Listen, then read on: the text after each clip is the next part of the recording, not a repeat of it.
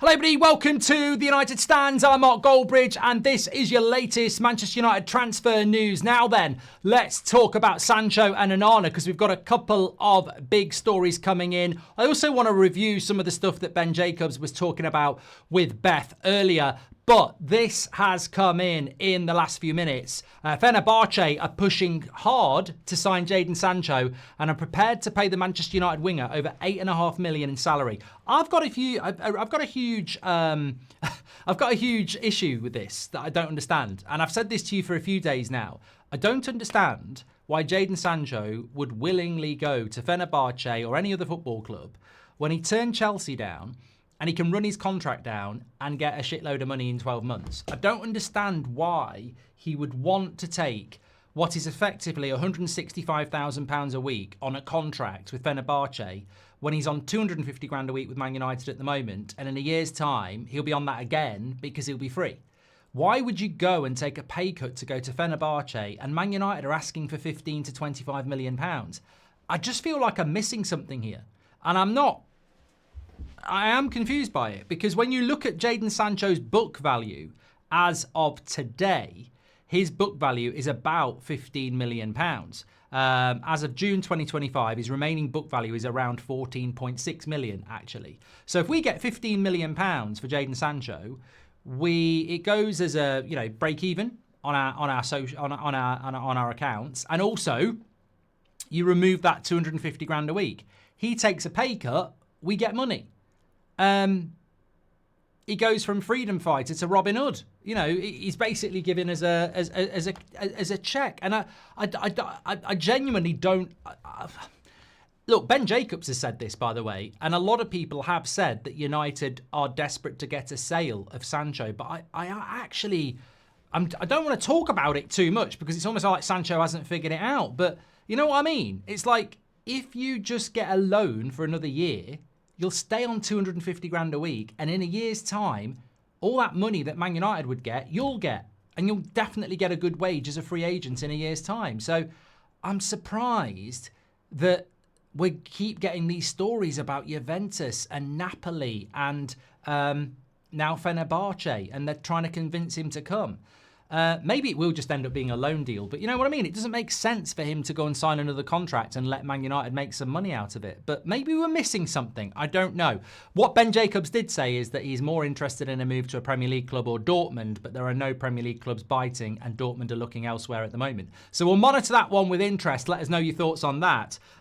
Just in as well, from Mike McGrath, who writes for the Telegraph, Monaco and Onana could not get an agreement over the line because of personal terms, and now a deal is extremely unlikely. Now, the goalkeeper situation is very simple, and Matt Amorim wants to replace Onana, but the club can't get rid of him. So he'll either get a backup goalkeeper or he'll get a new goalkeeper. If Onana goes, he's allowed a new goalkeeper. If Onana won't go, he has to get a backup goalkeeper.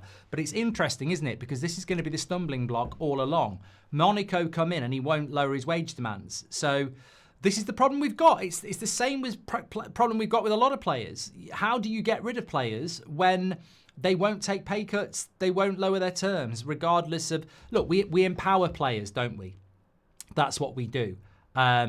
It's a problem. If Onana decides to stay, Man United keep him. We're one of the few clubs in the world where a player decides whether they're staying or not. Similar things are happening with Rasmus, where United might want to replace him, but they don't want to make a book loss because they've only had him for 2 years. So they might loan him later in the window. We'll have to wait to see on that. Look at Garnacho. I don't want to talk about Garnacho in any depth, but Alanga. I think we get some money for this as well, but it doesn't look like it's going to happen as well. Newcastle have just had a bid for Alanga at Forest rejected for £45 million. The talk is that Newcastle will walk away from the deal now. But if Newcastle are offering £45 million for Elanga, what is Garnacho's true value? Remember in January, I was saying Garnacho's value to me is 60 million or above. That was in January when he was doing okay and a 20-year-old prospect. Now in June, when he's done that interview after the game, he's wearing a Villa shirt and Man United have let it go out there that he's up for sale, you can't then demand those fees anymore because you've devalued the players. So again, you make it difficult because knowing what United are like, they'll be saying to any club, well, look, Newcastle offered 45 million for Elanga, but the circumstances are very different. You're desperate for money. You've put him up for sale publicly, and he's wearing a Villa shirt. So we're not going to give you 45 million. So it becomes very difficult, doesn't it?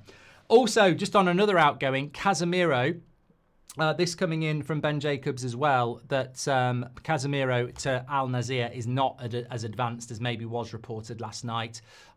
Cristiano Ronaldo hasn't signed his new contract yet. Al Nassr are looking to be ambitious, but there is no deal at the moment in place for Casemiro. And as we've said, it's like, I tell you what, it's a recurring theme, isn't it? And that recurring theme is, if Casemiro doesn't want to go, then he doesn't go. Man United want him to go. They want Onana to go. They want Sancho to go. They want Garnacho to go. But if they don't want to go, they've got the power in this situation. So keep an eye on that. Martinez is still pushing for a move to Manchester United. This is Emi Martinez. This is coming in from the Mirror. But no move has been made by United at the moment. And no move will be made by Manchester United at the moment because we don't have the funds to do it because we've still got Onana at the club. I just wanted to go through some of the other stuff that Ben Jacobs said on the video with Beth. I'm sure some of you have seen it, but if you haven't seen it, nice clarity around the Nkunku deal. I did say to you last night it won't happen, despite it coming from a good source. It did feel like, and it is very much, Chelsea would approach Man United and swap Nkunku for Garnacho. Man United apparently not interested. Nothing is advancing with that. In fact, Gittins of Dortmund is about to sign for Chelsea. So it looks like that door would be closed for Garnacho anyway. And United certainly aren't going to be looking for swap deals. What I did find quite interesting was that if Gyökeres joins Arsenal, then Benjamin Sesko to Man United can't be completely discounted. They have had interest in the player before. I think it can be discounted because we were interested in him last summer or 2 summers ago. Last summer, actually, when we went for Xerxes after Sesko. So that would have been a Ten Hag thing. Yes, Ineos were here, but I don't know that he fits the blueprint of what Amrin would want. I mean, you couldn't rule it out where we would go. But remember, Sesko, the reason Arsenal are going to go for Gyökeres is because he's more expensive. He's cheaper than Sesko. So if Man United can't afford Gyökeres, I don't know how we go for the more expensive option, especially when we're struggling with what's going on at the moment. We're basically waiting on Arsenal on that. Just going back to Onana as well, this was interesting from Ben Jacobs this morning. Ruben Amrin wants clarity on Onana's status in the squad right away. If Onana walks in the door on the 7th of July, they'll want a number 2. But if they start going aggressive on keepers and if they find one, they'll likely tell Onana he's no longer needed. I sort of do agree with that, and I don't agree with that. That makes it out like Man United are deciding to go for a goalkeeper or not. And if they get a goalkeeper, they'll tell Onana to go. They can't actually go for a goalkeeper unless Onana goes. So Emi Martinez, Diego Costa, there are goalkeepers out there that Amrin would like. So it's not the fact that we haven't found a goalkeeper. It's the fact that Onana won't go that's the problem at the moment. So, hopefully things would move quickly if we could sort that out. But, we need a goalkeeper as much as we need a striker. Exactly. Good stuff on Mainu. Positive on Mainu contract talks. I think we're fully expecting that to be announced anytime, probably in the transfer window, so they can say it's like a new signing. But I think that would be, something that would be positive when it gets announced. And just again on Rashford, Man United's position is very clear. They want £40 million. They don't want a loan, and they want Marcus Rashford gone. The player at this moment won't engage with suitors that don't have Champions League football, regardless of stature. I mean, look. That's I've got no criticism of that. I've got lots of criticism as Rashford, as I'm sure many of you have, but I don't have criticism of him not wanting to talk to clubs that aren't in the Champions League. Whether that's the value he should be at or not is another matter. But that's where we are with that and Rashford at the moment. So I just think it's going to be very difficult. I think what we're talking about here is, why would Sancho want to go on a contract basis? Why would he not go on loan? How are you going to get £40 million for Rashford? How are you going to get £70 million for Garnacho? How are you going to get Casemiro out of the club? How are you going to get Onana out of the club? They're all interesting updates, but another day goes by. It's Wednesday tomorrow, and there's nothing really concrete happening with any exits from Manchester United, is there? I mean, obviously we're in talks with Mbeumo. We know that. We know the striker situation will change when Arsenal choose who they want. So on incomings, you can sort of predict movement at some point in the next 2 months. But outgoings, nothing's happening. You know, Garnacho's walking around in a Villa shirt, but nobody's actually in talks with Man United. Onana, okay, maybe something had happened with Monaco, maybe it didn't. Rashford's putting his terms out about... The interesting thing about Rashford is he's putting it out there that he wants to play for a Champions League club.